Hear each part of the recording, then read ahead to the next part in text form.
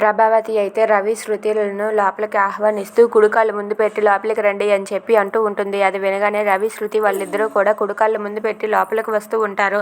అలా వాళ్ళు లోపలికి వచ్చాక ప్రభావతి అయితే వాళ్ళిద్దరిని కూర్చోబెట్టి వాళ్ళకి స్వీట్లు ఇచ్చి వాళ్ళతో అలా మాట్లాడుతూ ఉంటుంది. అలా మాట్లాడుతూ ఉండగా ఆ మాటలు వినబడి బాలు అయితే రూమ్లో ఉన్న బాలు అయితే ఏంటి తలుపు గడిపెట్టారేంటి, డోర్ తీయండి అని చెప్పి గట్టిగా అరుస్తాడు. అది విని ప్రభావతి అయితే అయ్యో వీడికి వినిపించేసిందే, ఇప్పుడు వీడు వస్తే రచ్చ చేస్తాడని చెప్పి ప్రభావతి కంగారు పడుతూ ఉంటుంది. ఇంతలో అక్కడ ఉన్న మీనా అయితే వెళ్ళి డోర్ తీస్తుంది. డోర్ తీయగానే ఏంటి మన ఇంటికి ఎవరు వచ్చారు, ఈ డోర్ని ఎందుకు గడిపెట్టారు, ఏది ఎవరు వచ్చారో చూస్తాను పదా అని చెప్పి అంటూ ఉంటాడు. అది వినగానే మీనా అయితే రావాల్సిన వాళ్ళే వచ్చారండి, మీరెందుకు అలా అవుతున్నారని చెప్పి మీనా అంటుంది. ఇంతలో బాలు అయితే కిందకు వెళ్ళి అక్కడ ఉన్న రవి, శృతిలను చూసి రే ఏంట్రా మళ్ళీ ఎందుకు వచ్చారా ఇక్కడికి అని చెప్పి కొట్టడానికి వెళ్తూ ఉంటాడు. ఇంతలో శృతి రవి అక్కడ ఉన్న బాలును అడ్డుకొని ఏంటి మా ఆయన్ని మళ్ళీ కొడతారా మీరు, ఎందుకు కొడతారు, కొట్టడానికి వీల్లేదు అని చెప్పి శృతి అడ్డుకుంటుంది. దాంతో అక్కడ ఉన్న బాలు అయితే ప్రభావతి దగ్గరికి వెళ్ళి ఓహో అందుకేనా నువ్వు ఎన్ని నాటకాలు ఆడావు, అయినా వీడిని ఇంట్లోనికి తీసుకురావాలన్న ఆలోచన నీకు ఎలా వచ్చింది అని చెప్పి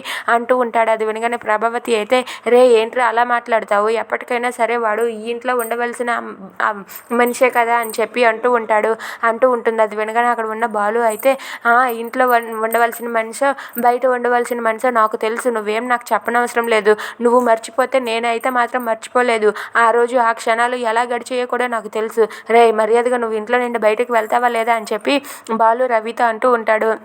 అది వినగానే రవి అయితే ఒక్కసారిగా షాక్ అయ్యి అలా ఉండిపోతాడు. ఇంతలో శృతి రవి అయితే బయటికి వెళ్ళడానికి అలా చూస్తూ ఉంటారు. ఇక ప్రభావతి మాత్రం ఉండండి మీరు వెళ్ళడానికి వీల్లేదు అని చెప్పి వాళ్ళనైతే ఆపుతూ ఉంటుంది.